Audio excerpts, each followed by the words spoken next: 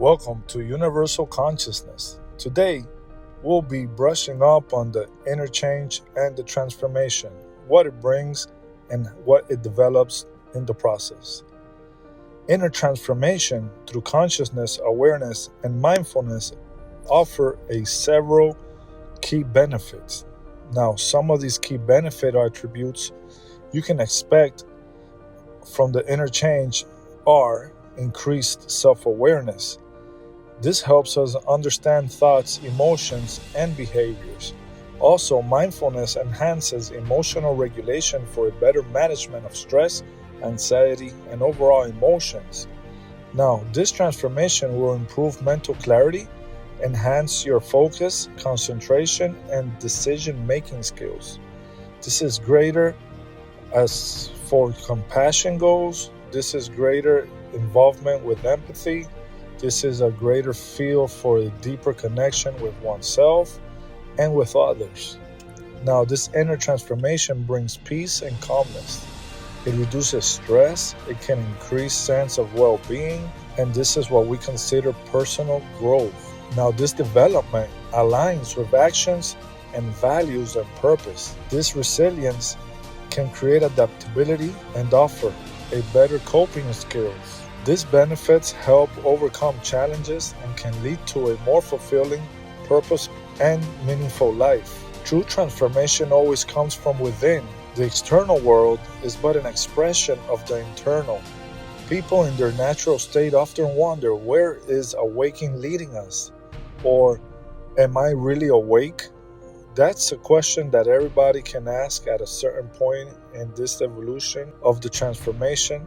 But the question is, where's the faith? This is a very difficult question to answer and easy at the same time, because whatever your answer can be, it will become. Another goal is not to question, because the mind always has answers. The mind will always have question, and it becomes an ongoing cycle. It is as simple as knowing that the soul doesn't die, and we know very well that energy can't be killed, it can only transform. It is selfish for us to think that we don't want to die because we want eternal life. That's just a religious aspect of thinking of it. Now, mental goals are good for clarity and a drive for the self-being. However, this can create major obstacles if you're expecting something to become. Now, fully conscious and fully awake means that you're just aware that you are what you are. It is a certainty that you're in the path, and awakening is the path, is the self. You just aware as you mature from an awakening, so that you might call it enlightenment. And this is just the same expression in a different terminology of the same thing. This is very difficult to say what enlightenment is, and this is an ongoing question, an ongoing topic. It's actually no different from awakening. It's involving the same situation of the conscious maturity. Just as we mature from being a child to an adult, human beings mature as they go through their stages of awakening.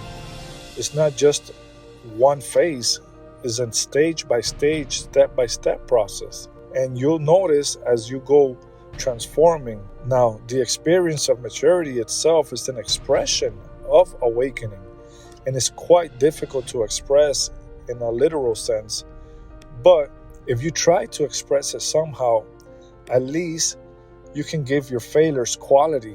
Now, the more we enter into direct experience of the being, what was never born, what is always is, also known as the essence or the uncreated consciousness, the more we enter into this true sense of non-duality, we'll be living beyond the absolute and the relative. Now, in a sense, our experience opens up beyond this perception of oneness. It becomes the experience of oneness. This is where we realize that the core of ourselves, the essence of ourselves, is something much more. It's something like pure potential. We realize that we are pure potential before we become anything. Now, this pure potential is what we understand for the oneness or consciousness overall. The many or whatever it is you want to call it. That's perfect. This is maturity at the best phase of awakening. It is a profound return to your essence. The simplicity of who you are or what you are is what you're becoming. So before and beyond being, there is non-being, non-existence. So you are the existence through the knowing before the existence. So this is a spark that takes you to the present moment as you speak. Is an inspiration of an influence that is interacting within and without. It appears and disappears, but is always there. And it gets kind of tricky trying to grasp this concept, but that's the mind doing its work as a organ in the body, you know? The longer you try to stay on that thought, the longer you'll dwell on complicity. And so the less you stay on that thought, the more you can evolve through just being, you know? This releases a feeling of a mystical state and a vast feeling of specialness. And this is all to each his own. It is a state of natural being at ease. I'm not saying you don't need effort, but you do as you will on a human level. And that's the experience. That is the profound naturalness and the simplicity at the same time of just being. It is undeniable, that feeling, whatever you're going through on your journey, it is the sense of purpose. And as an old Zen master would say, it's like a job well done. At the end of the day, you're just returning home. At a certain point in one's spiritual life, it is a spontaneous feeling of everything that is as you let go. So it's a duality expressing itself through the being and the non-being. And this is a very difficult concept to understand until it happens to you. We're just delivering some aspect of this nature. So the more you let go of this, the more you evolve. The search for freedom can create blockages on its own. So we need to let go of our need for freedom in order to become enlightened, to our own enlightenment, so to speak. And spiritual enlightenment is a certain sense in the dying of the ordinary. Now, in the extraordinary, the ordinary becomes natural. So we begin to realize that our ordinary is already extraordinary. It is almost like understanding a hidden secret. And all along it's been there. And we have been in the promised land this whole time. So the heavenly realm can be here right now. That's a choice, very personal, up to you to create. As the Buddha would say, from the very beginning there has only been nirvana. But we perceive this the wrong way by believing that our mental images are not as we would like it to be. So by contracting ourselves to suffer and live in this harmony, this creates hesitation and doubt. And we can create a misconception as whatever it is that we're perceiving. Once you realize this, you're already in heaven. You're already in the promised land. And nirvana is right here, right now, exactly where you are. This kind of vision, this perception makes no sense to the conventional mind. I get it. However, I would say to put in all kinds of neutralizing effort as far as being the self, ignore whatever is going outside your center, because the world is always going to be going through something, and each fragmented part is living its own reality. Yes, there's abuse. Yes, there's violence, hatred, ignorance, and greed. Yes, this is certain. However, they're in their own timeline, living their own reality. If you get involved, make it by choice. However, be aware, now it is involved in your timeline, and this can create emotional stress. That is undeniable. But at the same time, we see that all that division is a product of dreaming within the mind of each its own. This doesn't mean that we dismiss it to avoid it. Now, in the contrary, whatever we see, we get to underline it and perfect it within our lives.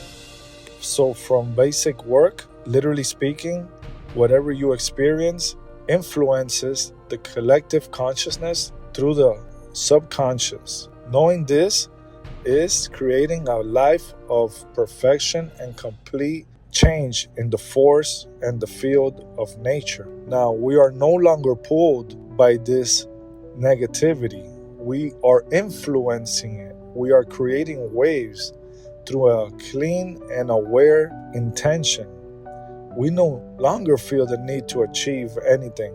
We have already known that we are achieving what we recognize that needs to be achieved through our own confirmation, whether it's love or hatred, like or dislike.